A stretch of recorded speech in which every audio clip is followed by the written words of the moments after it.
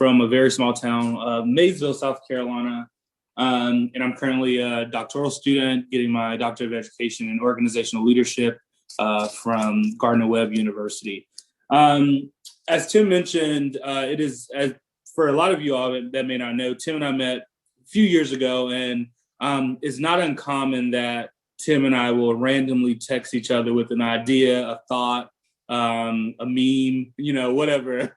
And so around March 5th, Tim randomly texted me, as we do, and said, "Hey, bro, you got your vaccine yet?" And I said, "Well, I've gotten my first shot. So I got the Pfizer vaccine. So I told him I got my first shot."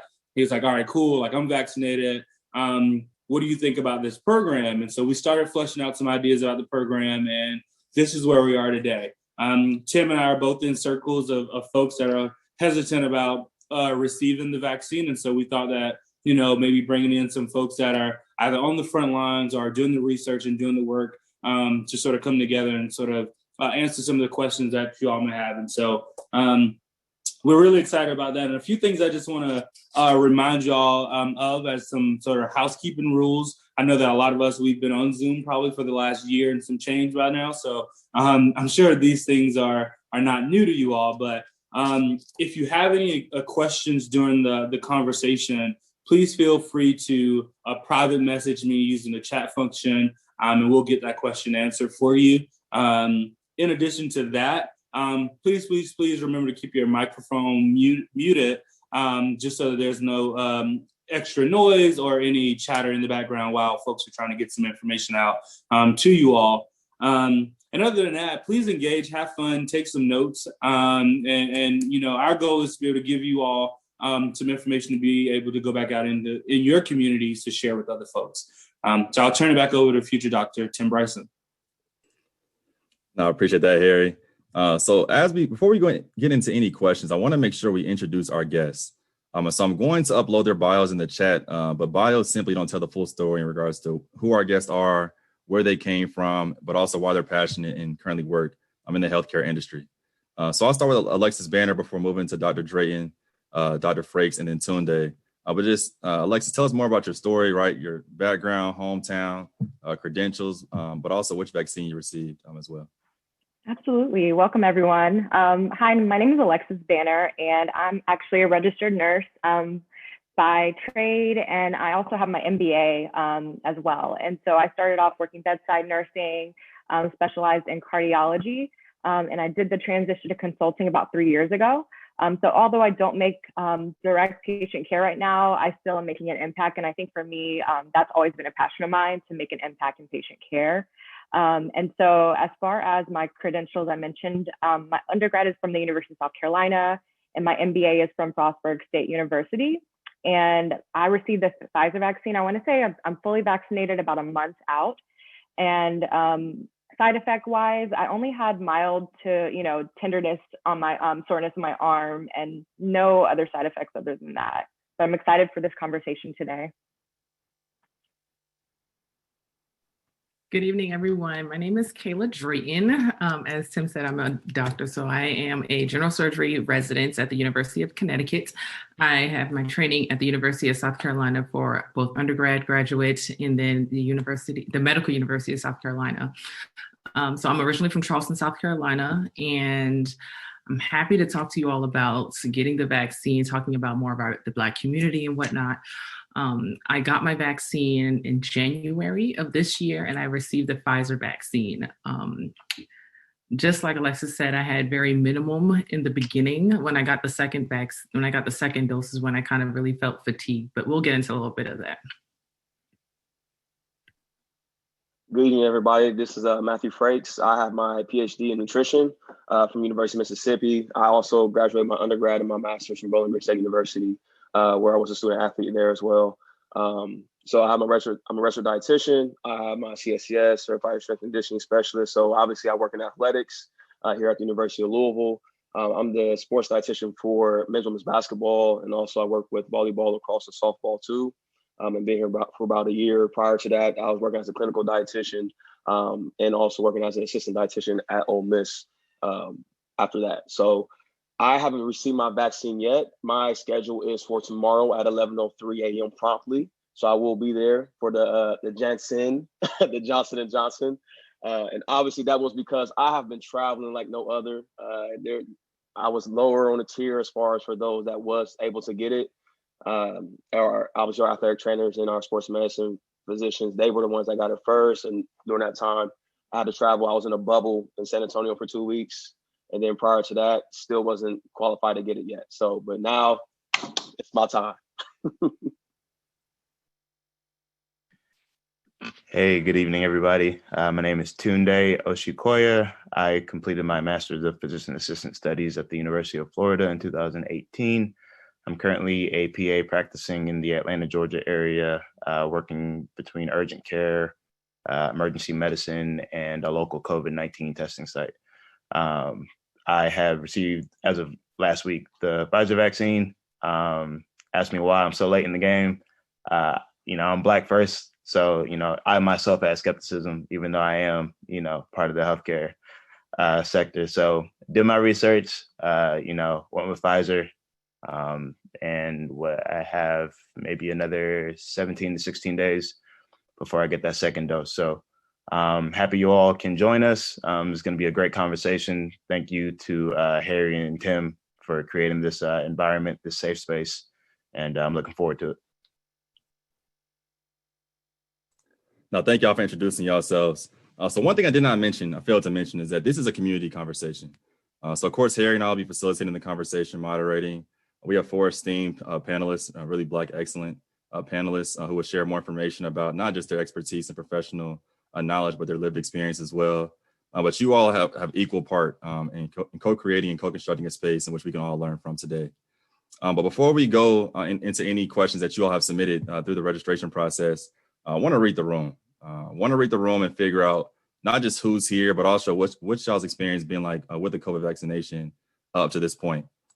So on your screen now, you should see a poll that has 6 questions related to not just the vaccination, but also your feelings toward the vaccination as well. So just take the next couple of minutes and answer the questions on the screen, on your screen. All the questions, of course, are anonymous. So again, we won't know who answered what. But want to get just a feel of the room in regards to who is here, but also why you're here as well.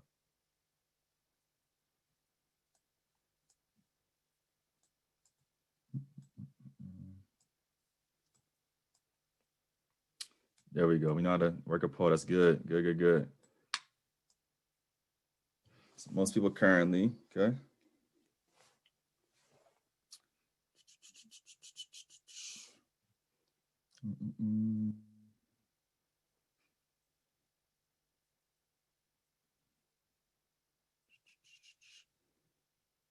Yeah, so as I scrolled down to question 4, what's your comfort level talking about the vaccine? I like those who selected 5 that Google is free because it's still free even today. And then question 5, general feelings toward the vaccine. Everyone's trying to be outside, most definitely. Good, just take the next 30 seconds and finish answering the questions if you have not done so already.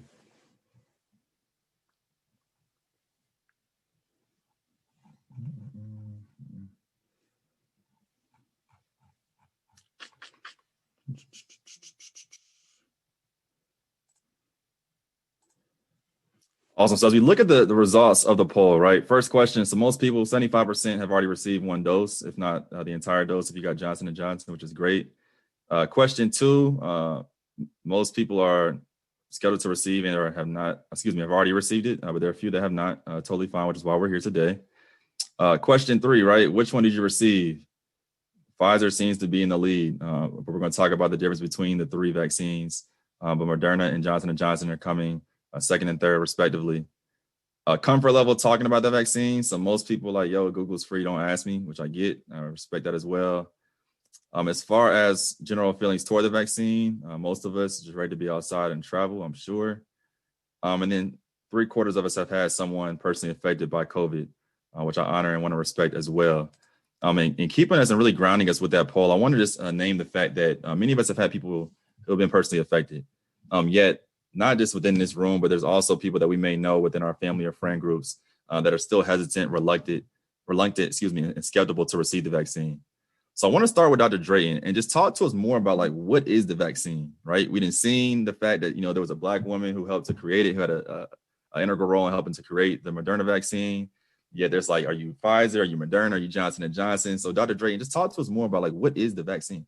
Right. So to begin, I think that we should have like a little basic understanding of like what the virus is. So the coronavirus is like a coronavirus.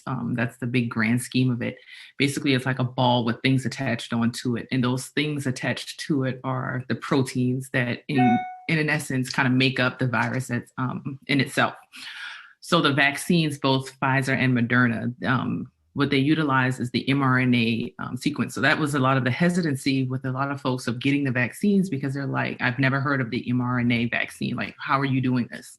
So basically what they do is they take the little attachments that are on the virus. So how I kind of think of it too is like a basketball with the little bumps on it.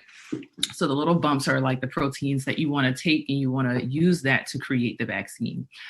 So that's what both Pfizer and Moderna did to create their vaccines. And in all honesty, they did a great job. The mRNA vaccines and doing all of the research behind that is technically new. However, it's been out for like the past 3 years. Medicine, in a sense, is behind, and it's very behind when it comes to technology and whatnot. You can really say we're behind by 50 to 30 years, if you really want to be honest. So there's things that have been going on, especially in the lab, that we in the public have not heard about because it just hasn't gotten a chance to become to fruition. So those are Pfizer and Moderna. Pfizer vaccine and both the Moderna are 2 doses. So you received one, and then with Pfizer, you wait 21 days later and you get the second dose. With Moderna, it's additional 28 days. However, with Johnson & Johnson, it's a single vaccine, it's a single dose. The efficacy of both of them, Pfizer, I think right now is at 95%, Moderna is at 94.1%, and with the Johnson & Johnson, there were like several different numbers that I saw when I was looking at it. If I'm not mistaken, I think, overall, I think it's 72, and then when it comes to a severe disease and trying to minimize the effects of that, you're at 85% efficacy. So all 3 of those are great options for individuals when you're coming from a standpoint of not being vaccinated or having any type of prevention at all. When you come from 0 to 60 or 0 to 100 or whatever, you're doing great. To be honest, if you're above 25, I'm fine. So that's when we really need to get a lot of people vaccinated with these vaccines so we can accomplish herd immunity. And so, Alexis, talk to us more about, I know Dr. Drayton just mentioned, right, there's different efficacy levels between the 3 vaccines. But again, some people are like leaning towards Pfizer. I know Dr. Frakes had mentioned he's getting Johnson & Johnson tomorrow. So is one vaccine more effective than the other, or should we be more cognizant to receive one vaccine over another one? Yeah, that's a great question, Tim. I think overall, like thinking about the Black community, 2 things come to mind are access and like information and education. And so for me, I would recommend sometimes access includes not being accessible to having all of the vaccines or the choices to have Pfizer, Moderna, and Johnson & Johnson. For me, when I registered, it wasn't really a choice. It was a Pfizer and Moderna clinic, and they, put me in a line. So I think in terms of, Kayla mentioned, Dr. Drayton mentioned the efficacy, 95, 94%.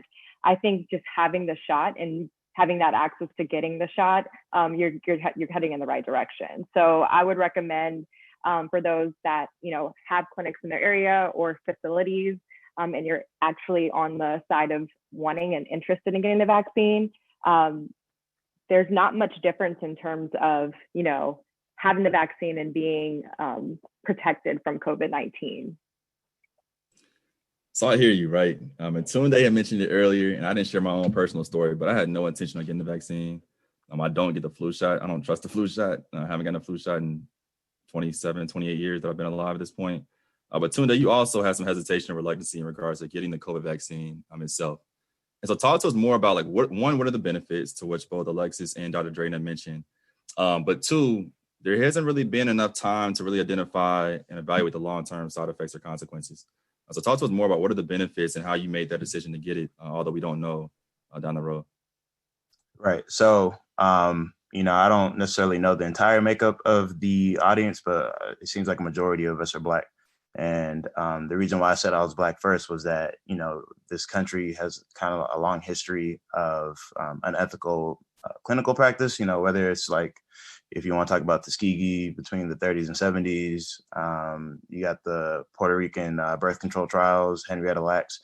So going into it, of course, initially you're going to be presented with that skepticism, but after doing my research and just understanding how vaccination works in general, I was able to kind of, shy away from my inherent skepticism and, rely on evidence-based medicine, which is what we all use on a daily basis as it pertains to medicine. As Dr. Drayton alluded to, herd immunity is the goal. I think right now, currently, as we stand, I think 30% of the country is vaccinated, which is better than where we were 6 months ago, but we still have a long way to go. If we want to, essentially try to get rid of this thing. We're working from behind the curve, if you think about it, in terms of what it originated, I want to say in Wuhan, China in 2019. We had our first case here in either late February or early to mid-March of last year. But we didn't, actually address it until April, May. So by that point, in terms of dissemination, the virus was everywhere. So now it's kind of, you're working from behind the curve. You're trying to, have these social distancing policies. You're trying to limit travel, trying to close businesses, things of that nature. But now we have this vaccine that could potentially accelerate all of that so that we're not, on lockdown for another year, essentially. So in terms of what the whole benefit of the vaccine, the whole idea behind it is so that we can achieve herd immunity to some degree, or to some relative degree, and try to regain some sense of normalcy. Now, of course, prior to COVID-19, if you think about it, hygiene was not a priority for us. A lot of the things we were doing, just wasn't best practice. So I think there's a little bit of beauty in what has happened over the last year, as far as people just being more aware now, and taking health seriously. So I think as far as the vaccines are concerned, I know you said that, you don't get the flu vaccine on a yearly basis. Me, I get the flu vaccine. I think I think that's another thing, or another issue too, is that, vaccines have been so effective that we never had to witness the effects of like mumps, measles, rubella, pertussis, diphtheria. So when we're seeing so for us, it's like, oh, that's not a thing. Like, that's never been a thing. So why even get vaccinated? And the reason why is because you don't want COVID-19 to continue to be a thing. You don't want that to be something that, is in the present, the same way that those other diseases are of the past. You want to keep COVID-19 in the past. You don't want that to be a recurrent thing. So, long-term effects of the vaccine, that's, it's science. So, I try to educate all my patients and be honest and be, as transparent as can be. And when I say that, I mean, of course, we don't necessarily have all the data to say exactly what's going to happen long-term, but the data that we do have is promising, and shows that as far as, people receiving the vaccine, there is a certain degree of efficacy. There is a certain degree of, cases declining. Now we have the UK variant, which is going to be a whole nother beast. But as far as that main COVID-19 strain that we were dealing with for the last year, that's, steadily coming on down. It's still an issue, but it's steadily coming on down. And I do think that's with the advent of the mRNA vaccines. So I appreciate that, Tunde. So before we go to Dr. Frakes, I know I'm not a medical doctor and don't want to pursue medicine any further at this point. But y'all mentioned the term herd immunity, if I'm not mistaken. So Dr. Drayton, just talk to us more about what is that? What does that mean? Yeah, so basically herd immunity is you take a group of 10 people, for example. Actually, I'll put this in basic terms. 10 people go to a party, and let's say one of them have the coronavirus.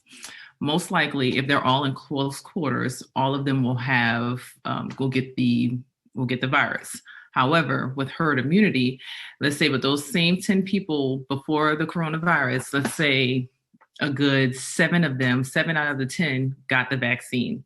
Those 3 people who did not get the vaccine, if they're all still hanging out with each other and whatnot, and we have a good proportion of the people who have received the vaccine, they're very unlikely that they will be affected by the coronavirus or anything like that. So when you want to put this into the grand scheme of the entire population, if we have over 70% of the people in the United States with the coronavirus vaccine, then the other 30% of people who may have not been qualified for it, so especially the adolescents who are not right now applicable of getting the vaccine, those individuals will not be affected by it because they have enough people around them who are protected against the vaccine.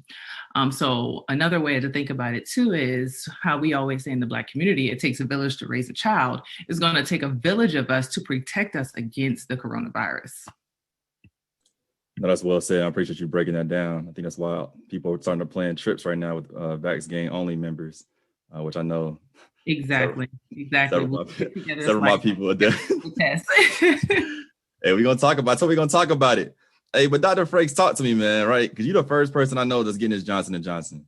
So did you do your research on Johnson & Johnson in particular? Is it an access thing? Talk to us more about why Johnson & Johnson.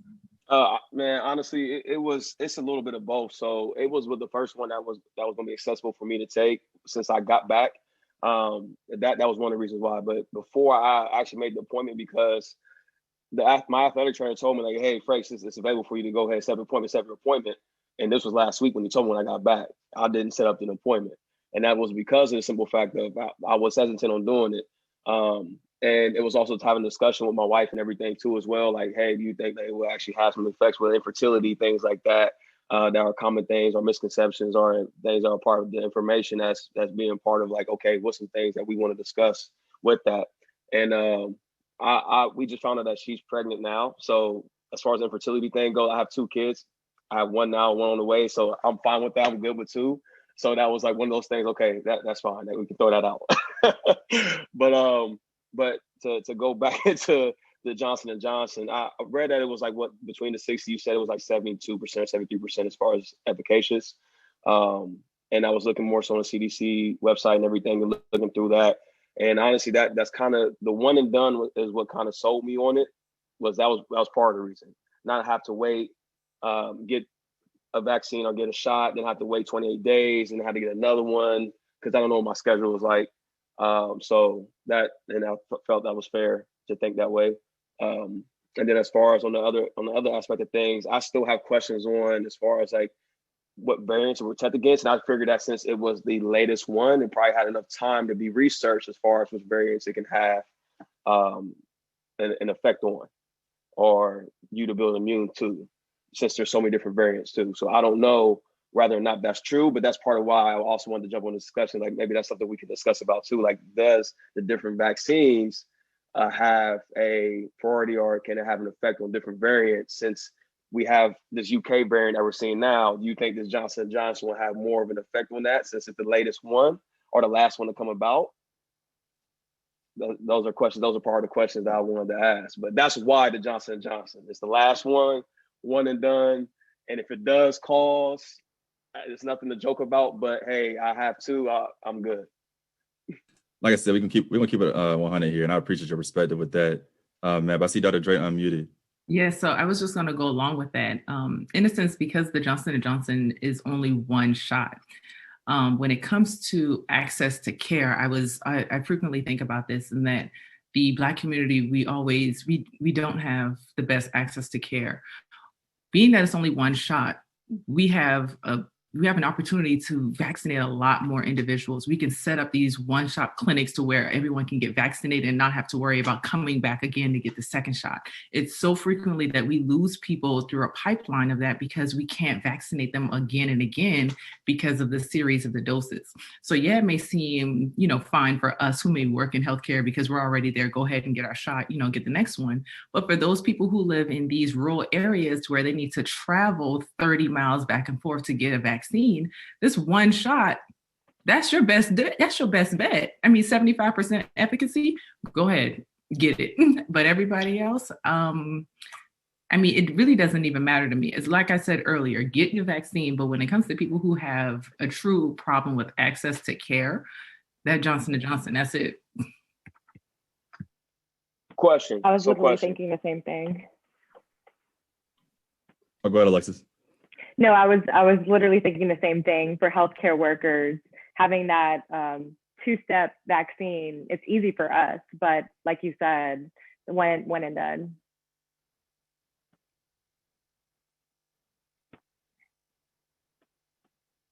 Can I jump in real quick? Go ahead. Yeah, sure. Oh, sorry. So next question is, so the other thing I thought about was that because I was exposed to the amount of athletes I work with that have tested positive, and I myself have never tested positive, and I was tested 3 to 4 times in a week, and compared to this time, once every day.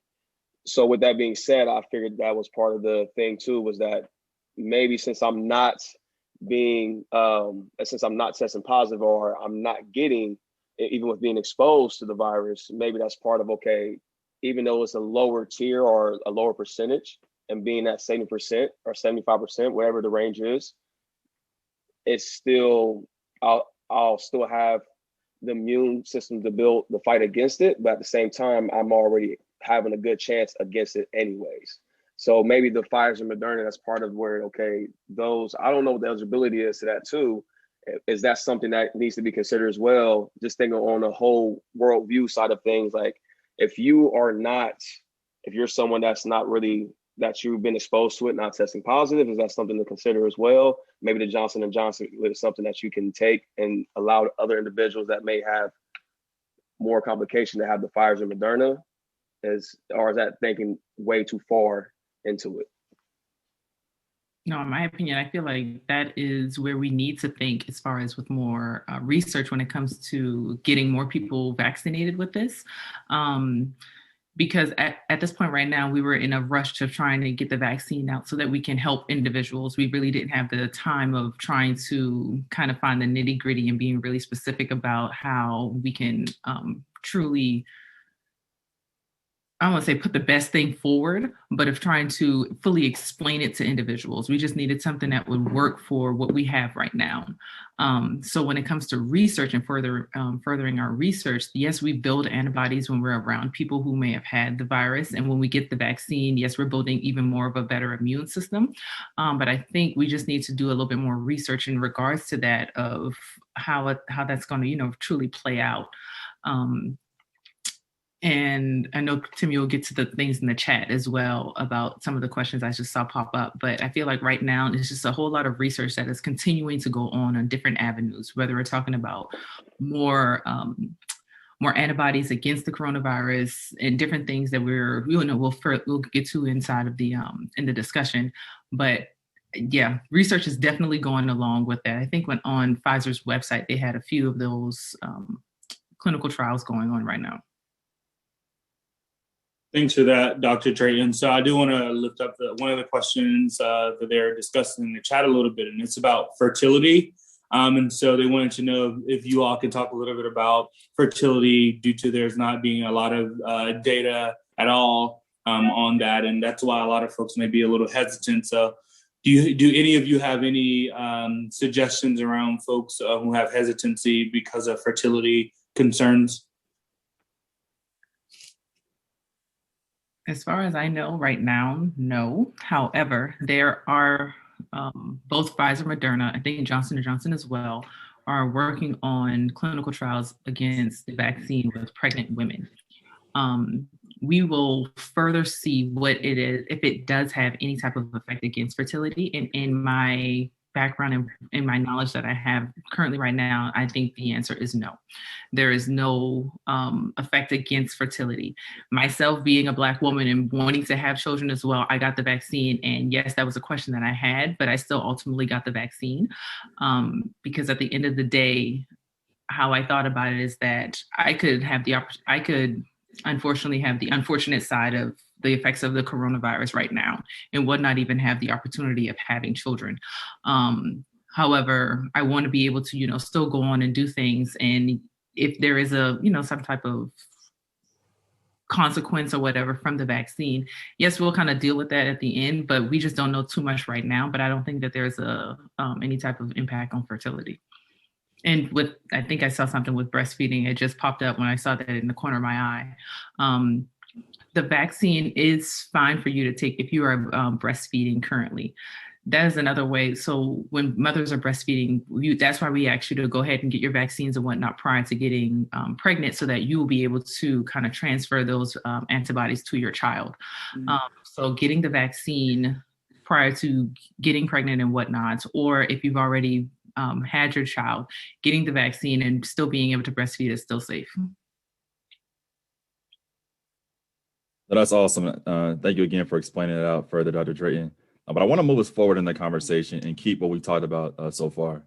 So just in the first, 26 minutes, there's still a lot of questions, a lot of concerns, a lot of commentary in regards to like what the hell this vaccine is. So I want to first start with Tunde, move to Dr. Frakes, and then back to Dr. Drayton. I know, Alexis, you're not working directly with patients right now. But what is your conversation like with Black patients about the vaccine? And how, if at all, does it differ with your conversation with Black patients or Black athletes as well? Non-Black athletes and non-Black patients as well. Yeah, so the biggest conversation, or the biggest piece of the conversation, is always access. Access is part of the reason why our community in particular has been affected disproportionately due to the virus. We tend to live in impoverished communities. We tend to live in areas where the nearest hospital or the nearest facility is a ways away. We may not have the appropriate transportation to get to those facilities. There's a number of reasons why. And then not even to consider the likelihood of comorbidities as far as hypertension, diabetes, again, asthma, COPD.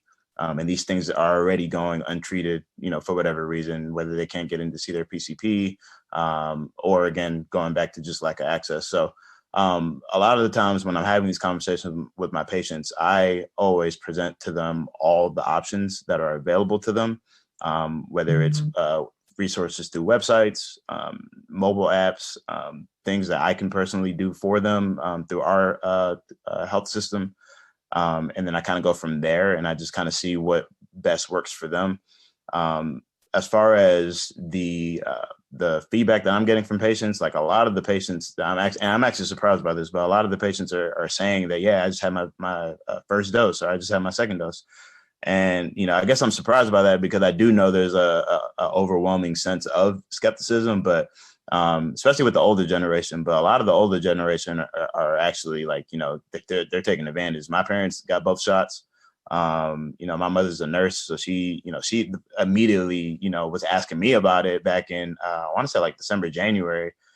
And I'm like, they're still doing research. Like, I understand. I know, I'm the one that works on the front lines, but I'm like, look, there's a lot that's still to be determined. But as soon as she was able to get it, she got it. My dad got it. They're both doing great right now. So I do believe that the Black population is coming around towards the vaccine.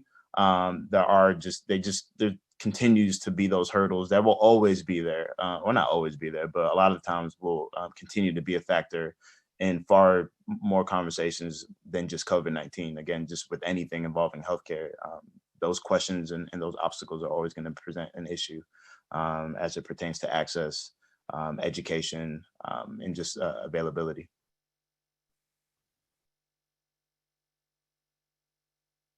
Dr. Frakes, talk to us, at least from an athlete perspective. I mean, what's the vibe, right? You're working with the Gen Z for the most part.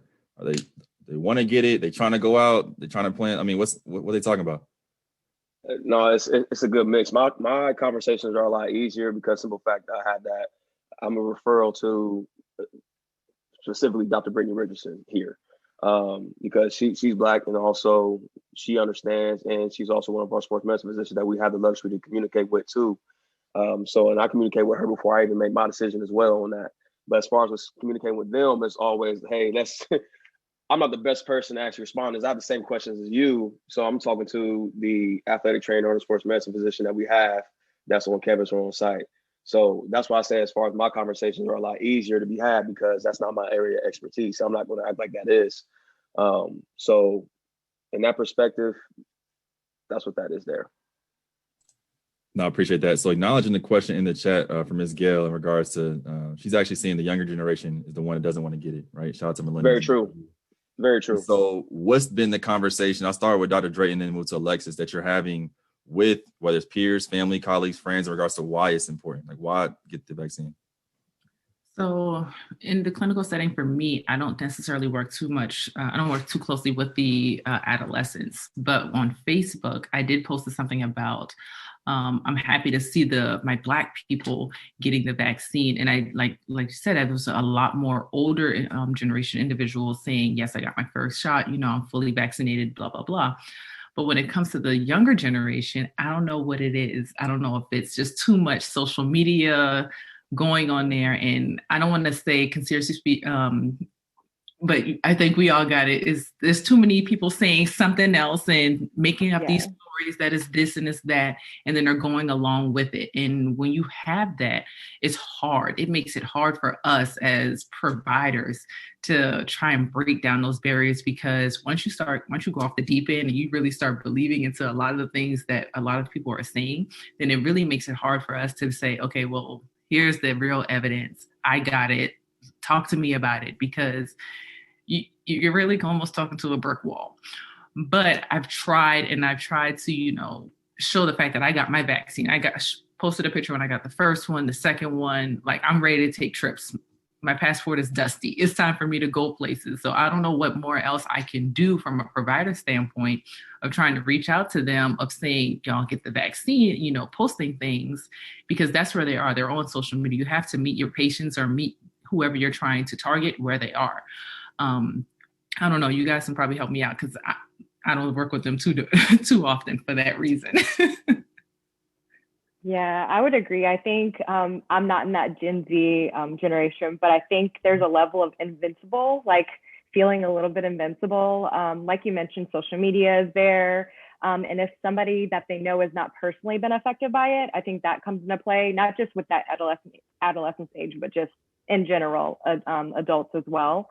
But like you mentioned, I think having those facts, being transparent, saying you got the vaccine and you've been fine, it is really difficult to get through to them. And I think it's more so what's in it for them. Like if they start saying you have to have the vaccine to travel, that might be something like they want to start traveling. So I think that's where it lies, is they may not see the benefit right now, but if it's going to prevent them from doing something that they want to do, then they'll probably be more on board. But that's the thing with the Gen Zers though. So my athletes, I have those that tested positive and obviously are now testing negative now and everything. And they are still believing the situation of, no, I'm not getting that. I don't want cancer. No, I'm not getting that. That's a genetic modifier. Not even knowing what that means. No, I'm not getting that. I want to have kids one day. Like, no, I'm not getting that. Like, absolutely not. We don't know what's going to go on with that. Like, I don't want horns growing out my head. Like, that's the stuff that I hear and that they say. And it's like, hold on, man. Like, I can't, wait a minute. I'm not in a position to answer that. Let me get this person here so they can respond to that for you and tell you about this and actually tell you the facts and the evidence behind it. So, but they still, regardless, they, and I don't want to group them all together, but at the same time, like those are the things that they get as far as information and what's being told and what they run with, even if they gotten the virus and even if they just had those symptoms of like feeling like they're on a deathbed or feeling like they're extremely ill and having extreme temperatures and everything too as well, losing their taste and still not wanting to get the vaccine regardless because they think that's going to be worse than what they experienced. And they rather get that again than have to deal with the long-term consequences of getting that vaccine. Yeah, so I think, everybody has, the line that they want to draw in the sand. Because it's interesting that with the vaccine, there's all these questions, but right at this Sunday, people in our generation are smoking hookah, binge drinking, like partaking in dangerous behavior, so it's like, I get it though. I get it because, you want to have a sense of control over your body and you want to have agency over yourself. And I completely understand it, but it's just like, we know the effects of those things, yet you continue to do that. But so, yeah, it like Dr. Drayton said, it's just, it's always, I think it's just a little bit of difficulty. Definitely. I also feel social media plays a a big part in it as well. You have all this access to information, and you can pick and choose which side you want to believe, right? You know, you can really create any narrative you want. All it takes is a post, a retweet, a like, and you know, we can really dead this whole vaccine conversation today.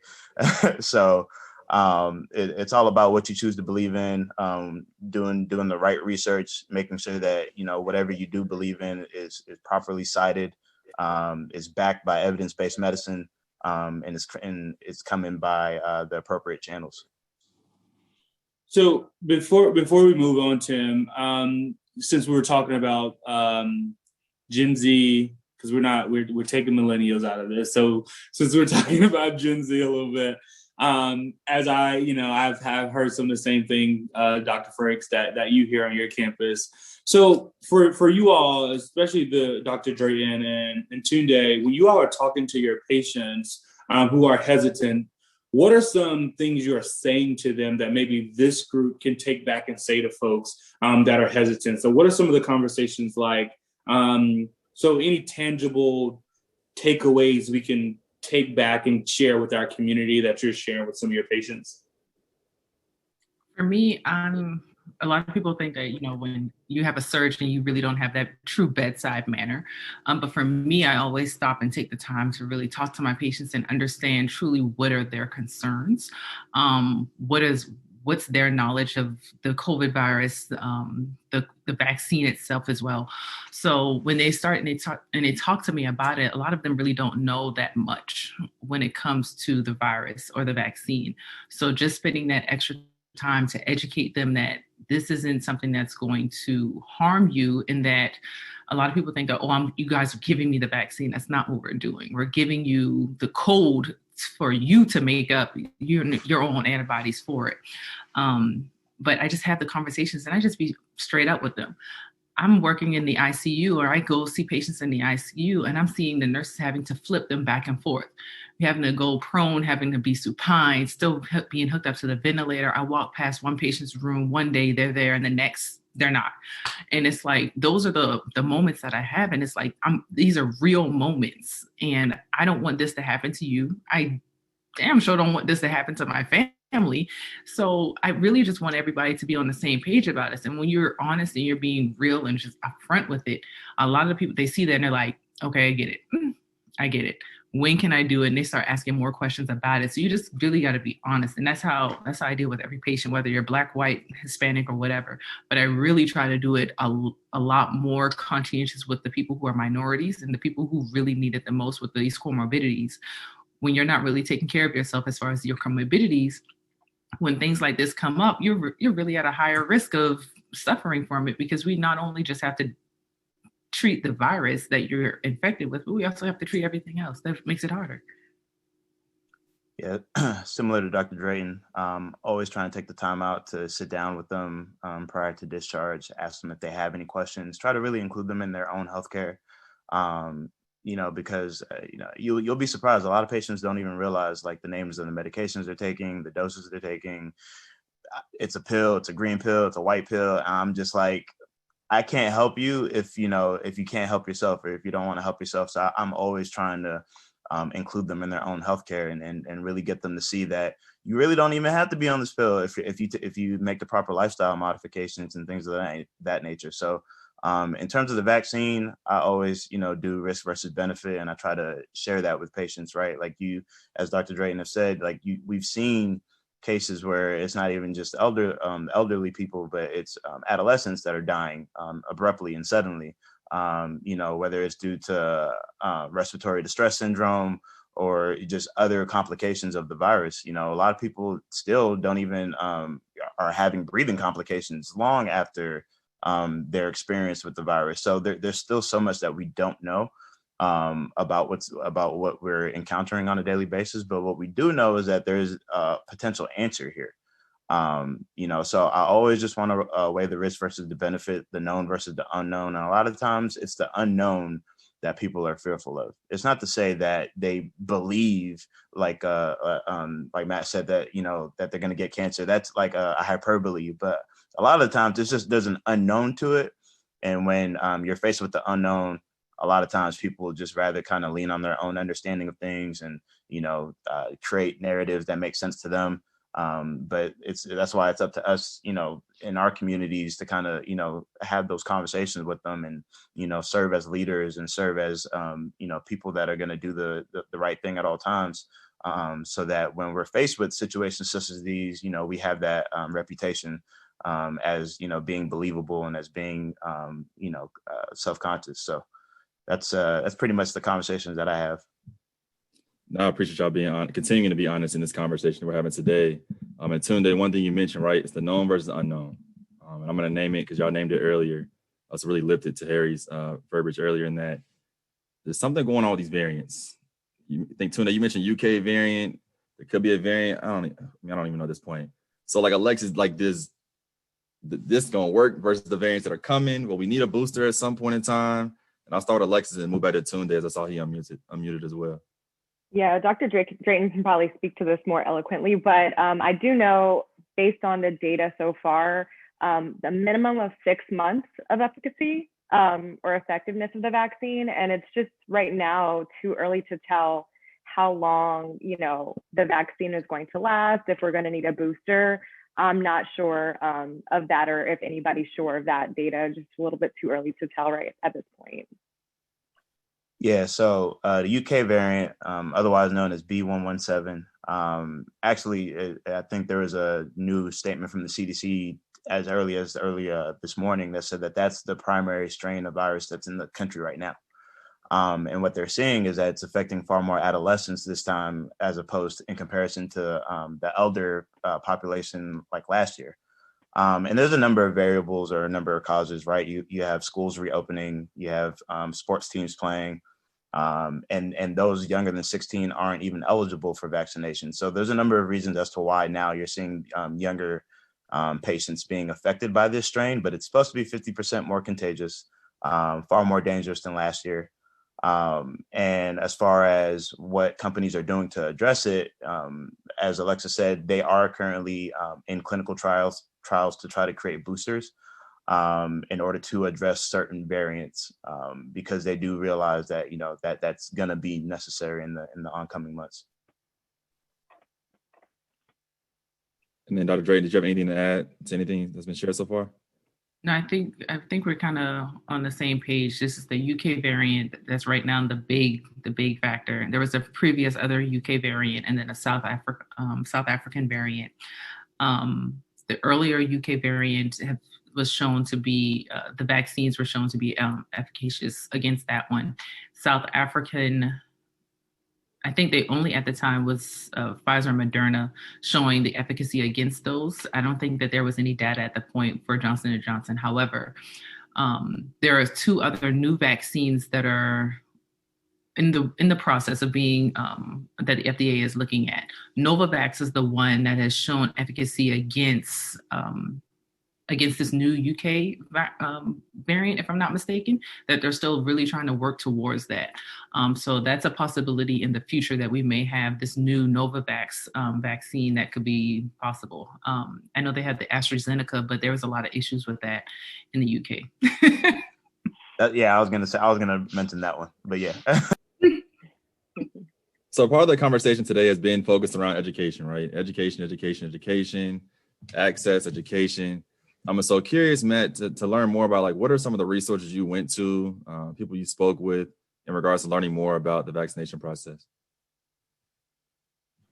I'm actually going to put a link to one of those that I actually went to, which was the Black STEM professionals curating and disseminating credible resources on COVID-19 vaccines to Black communities, which is called the Black CIDC.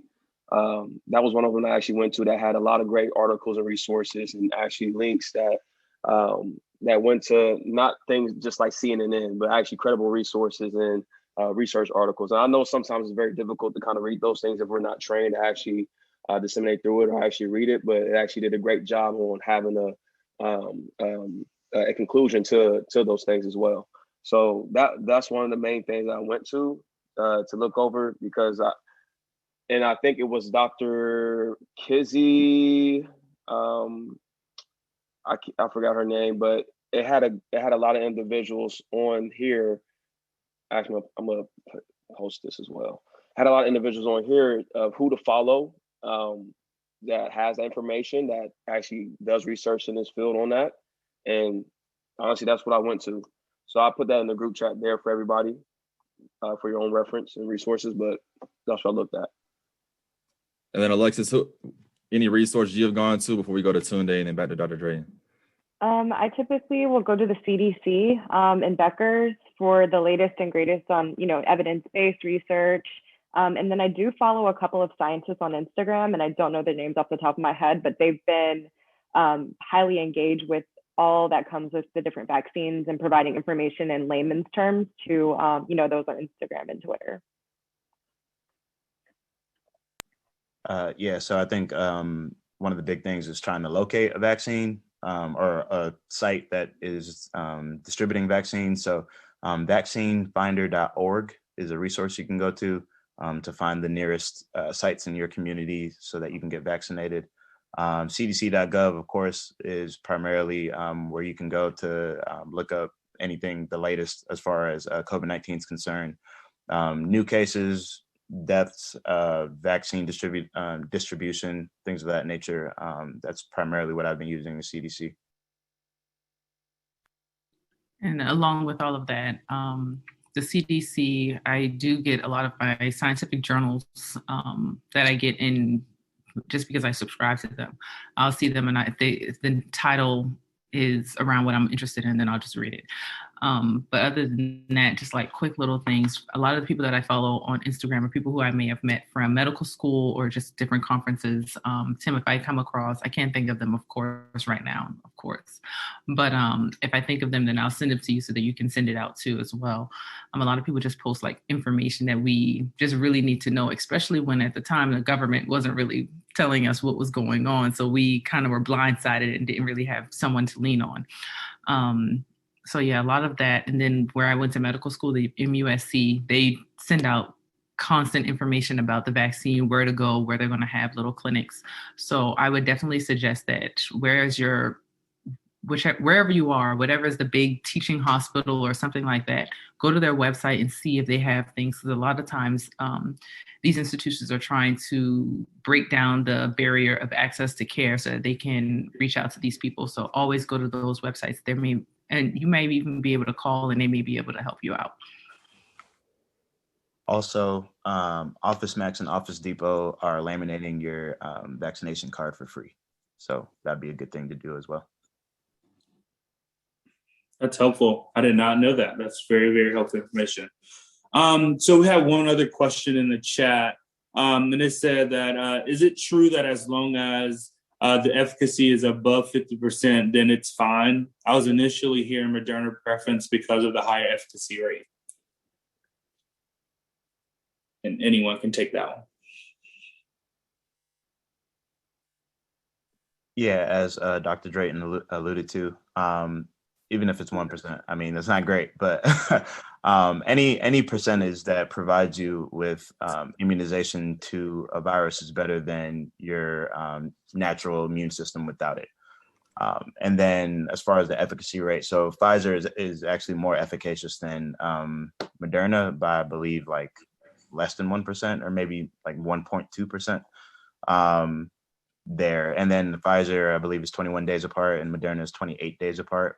So you can kind of make your judgment there. Johnson & Johnson is more of the conventional method. So they use an actual, a weakened form of the virus in comparison to the mRNA vaccine methods that Pfizer and Moderna use. So that's also good to know because the same way you might develop symptoms like flu type symptoms following flu vaccination, you may also experience that with the Johnson & Johnson. So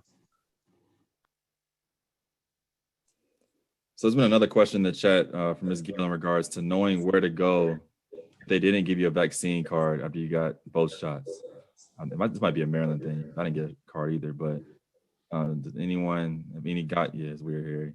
Any guidance on where to go or how to get a card, or we just put it as our screensaver on our phone, or how we do that? I would definitely go back to where you got the vaccine, because you need to know the lot number of what vaccine that you received. It's a whole lot of like little details that you need to know. I'm not sure if they have just a plain vaccine card on the CDC's website, because if they do, then I would just print that out, take it to them, have them to fill it out with the information that you have, and therefore you can go ahead and get that laminated. But you definitely need to go back to where you received the vaccine so that they can have that specific information for you. And to follow up on Tony Ann's question in the chat, that's a question we can ask when we get vaccinated, right? Like, I need a card, or give me a card. Where's my card? Yeah, definitely. They should have handed it to you or given you some type of information with it. Maryland's slipping. Maryland, yeah, they sent me a PDF. I'm like, screenshot it and like get on this plane. But want to be mindful of everyone's time, and that we will be done by 8:15. So want to open the floor for any questions from those who are still here and attending. You can either unmute and ask your question verbally, and or put a question in the chat. We can start with Noel's question. I don't know if y'all can see that, but laminating the card will nullify your. I thought that's fake news, but let me not speak too soon. LOL. That false. All right, thank you. Yeah, go get eliminated. Yeah, that's weird. I ain't heard that. But I feel like, again, I mean, coming back to that point though, right? I feel like this information, as y'all said earlier, you can create a narrative out of anything. And I'm sure that Noel and Shay haven't created their own narratives, but people sharing the information can deter people from getting the vaccine. And so, is it more or less not even having more conversations like this, but I mean, how can people, connect to information, different information, whether it's reiterated resources already shared and or additional ones that we can be mindful of as we continue to move out the rest of this year? So as soon as I got my card, I took a picture of it. So I can always have something in my phone that I can share with people. But I don't think that laminating it at all is going to nullify it. So to be honest, I was told that they may actually want to see your card if you're going to travel, especially if you're going internationally. They may want to see it. So the best way for that not to get damaged is to go ahead and laminate it. But like I said, I took a picture of it too. So just go ahead and laminate that card, get the card, and then we can go from there. Yeah, I think that's moving forward, international travel, right? Because a lot of people don't realize, like, this is a public health issue. This isn't like a personal thing, like people are dying in Italy, people are dying in London, like in Europe. So, I understand that, like, there's this whole narrative that, like, oh, that's discrimination, like I should be able to travel, but like, it's a public health issue, it's a global issue. So, I mean, you don't want to stay home, you don't want to wear your mask, but you want to travel without getting vaccinated. Like, you can't do all that. So, at some point, unless you just want to stay at home, but by all means, that's your personal choice. But, at some point, these governments are going to have to, make some health regulations in order to restore the economy and get travel back up. And I'm sure vaccination is going to be part of that. So we received another question in the chat. It says, any information on concerns if first dose and second dose were different, like one Pfizer, one Moderna? They heard someone mixed it up. So just curious on that information. And Noel, what's going on with you and your friends? Okay, so no, listen. The first question was me, but my line sister Bianca is also logged onto my link, so she just asked this one. So look, these are all me. You feel me? Want to clarify, But listen, y'all said it's fake news out here. It's really out here. So we try to get clarity so we can pass it along to the millennials and Gen Z. I'm her line sister. I'm a nurse and I pass out the vaccine and I get multiple questions. So I do want to make sure that I'm educating people properly as well. Yeah, we appreciate it. That's a good question. Any information on that, Dr. Drayton, Olatunde, Alexis, Matt? As far as the side effects, if this is what you're referring to, the second dose is what typically we've seen people experiencing more of those flu-like symptoms of side effects. But I'm not sure if that's the question that you were asking.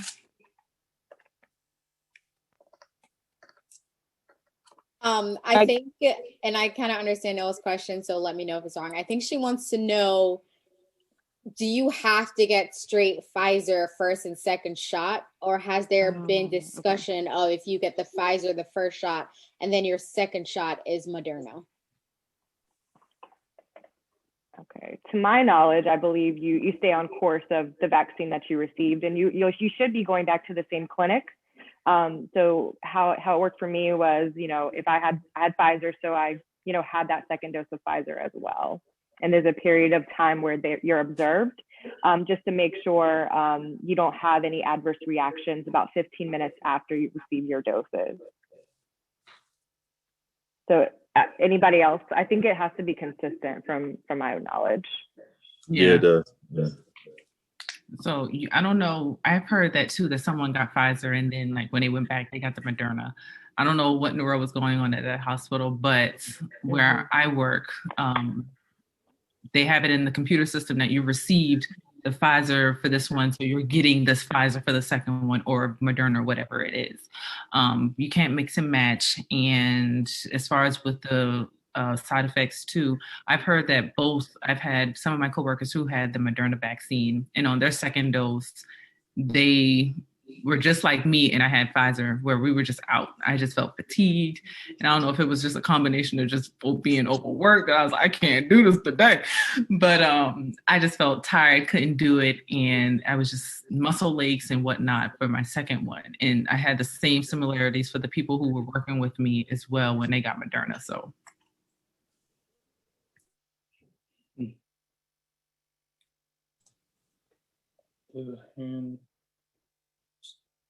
I see someone with their hand raised. Tony. Yes. I just saw randomly on Twitter, I didn't even think about this, but someone posted a picture of Pedialyte because they're getting ready to take their second shot. And I know a lot of people are having that flu symptom, so they're trying to do all that remedies they take when they have the flu. Personally, like, I haven't had the flu in years. Like, I don't get sick. So I'm just asking, what are some best practices, tips, advice that you would give to people getting their second shot that would experience these symptoms? Yeah, so just as a general rule of thumb, I tell people vitamin C, D, zinc, and magnesium, just off the strength, just to help boost your immune system. That could potentially reduce the severity of whatever side effects you may be experiencing. Pedialyte is more so for electrolytes, so unless they're dehydrated, I mean, that could also provide some benefit there. But normally I just go with over-the-counter vitamins. Real quick, Tunde, for my own knowledge, what foods have zinc in it, or are you supposed to buy zinc? Yeah, I typically do oral. Okay. All right. I typically do the film. Hey, nuts and seeds all have zinc in there, and also dark green leafy vegetables. That's Fruits, my wheelhouse. Yeah.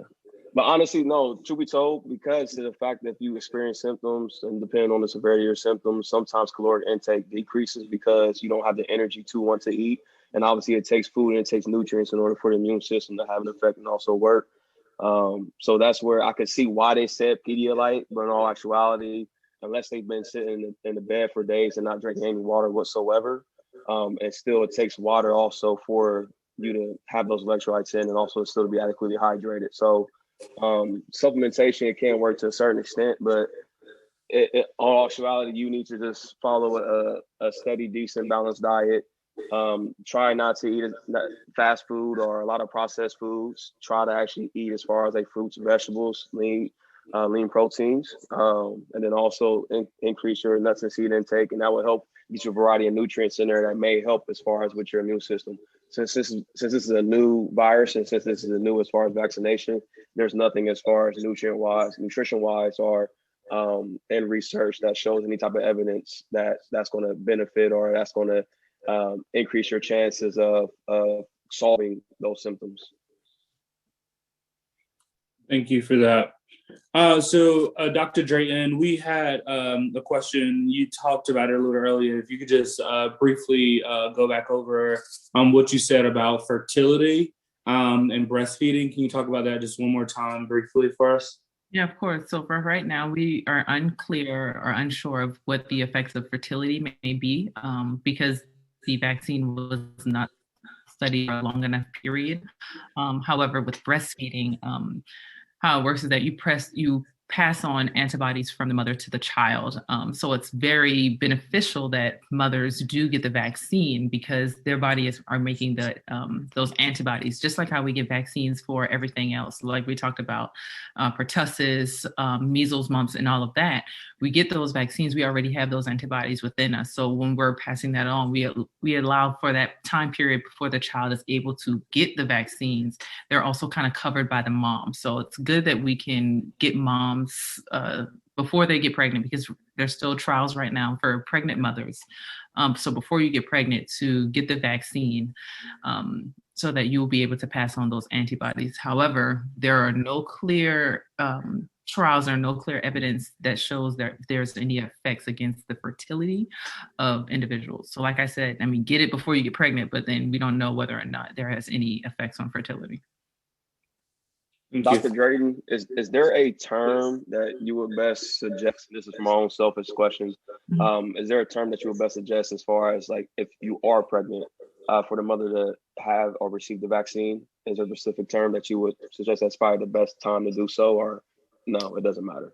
So I would definitely say, so if I'm not mistaken, I know, Alexis, you said 6 months. I feel like if we get within that good time period, because you really need to give yourself a good 6 months anyways before you say, oh, I want to just go ahead and have a baby. You need to start preparing, whether it's vitamin-wise and all of that. So getting the vaccines and all of that, that's like a good kind of cushion period. And then you say, okay, I'm gonna go ahead and get pregnant. So you can give your body enough chance to create the antibodies, do what you need to do as far as, building your immune system up. Thank you. A great question, Dr. Frakes. So I want to close this out, but I want to first say thank you again to everyone who attended, and want to give our panelists each 30 seconds to a minute to just share, final thought. And I say final, but really understanding this is an ongoing conversation. So again, I'll post y'all's bio in the chat. So for anyone who wants to connect with y'all individually, feel free to do so via LinkedIn. But we'll start in the same way we'll finish the same way we started with Alexis, then Dr. Drayton, then Dr. Frakes, and then Tunde. But it's final words of wisdom, thought, excellence for those who joined us today.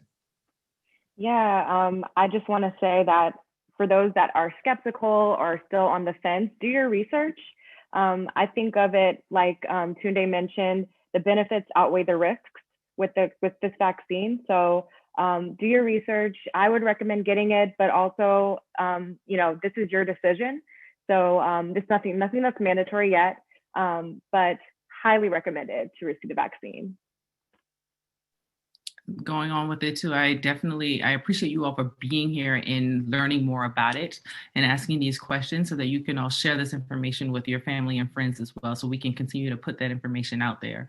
Thank you, Tim, and thank you, Harry, for having this so that we can, share our platforms. Everyone just get the vaccine, but like I said, it's like you said, it's ultimately your decision, but please get it.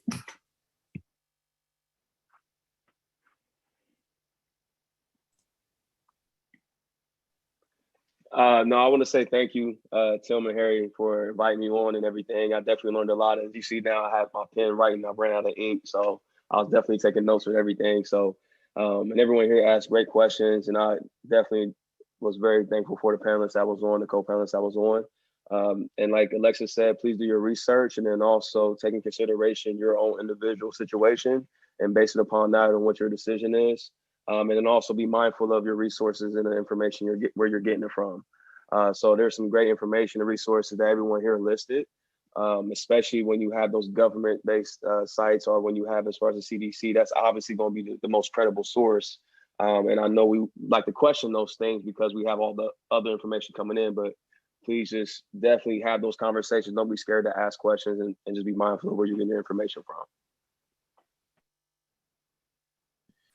Yeah, so first and foremost, thank you to everybody for attending. Tim, Harry, thank you for putting this on. Dr. Drayton, Alexis, Matt, thank y'all for, contributing to the panel. Like everybody said, just, do your research. You can never do enough research. Make sure that it's credible, make sure that it's legitimate. I understand that, the fear of the unknown can sometimes, kind of guide your thinking, but at some point, you have to start thinking for yourself. And you have to start making, decisions that don't necessarily just impact you, but those around you. Again, this is a public health issue. Can't stress that enough. And, I'm just appreciative for safe space conversations such as these, where we can kind of come together and share our stories, share our experiences, because at the end of the day, that's all we really got. So thank you. Yeah, I also want to say thank you to everyone for attending. I don't think you all can hear enough thank yous tonight. And then especially to the panel, thank you all for sharing your expertise and just guiding us on how to have these sort of conversations with our circles, our communities, where we work, where we live. I think that's super important moving forward. I think in addition to that, I want to just commend you all, panelists, for the work that you're doing in your communities to sort of help lead this, lead the pack on getting folks not only vaccinated, but educated on what we're dealing with. I think that's such an important tool right now as we continue to work through this pandemic. I didn't know what this was going to come of when Tim texted me on March 5th, but I'm so happy that I responded. It's hard to tell Tim no anyways, but I'm so happy I responded and we were able to have this conversation. I've learned a lot, and I know that I'm going to take a lot back to my community and my circles as well. So again, thank you all so much for being with us tonight. Awesome. So last but not least, Alexis, Dr. Drayton, Dr. Frakes, and Tunde. I'm not going to say thank y'all, but really appreciate y'all. Definitely came in as strangers. I think we left and are leaving as family. For everyone else, y'all are also part of our family. And I know I always say, y'all continue to hear, but community work is community success. To Kayla, the Dr. Drayton's, and Tunde's point, something about herd mentality. I can't even say that damn word. But get your papers, get vaccinated, get eliminated, get your freedom papers, because we're traveling. Vaccine only, summer 2021. Yeah, vaccine only, Tunde. But I'll be sending y'all a recording of this session for you all to review or watch, but also share with your family, with your community as well. But as always, we're walking. Appreciate y'all and be safe. Have a good night.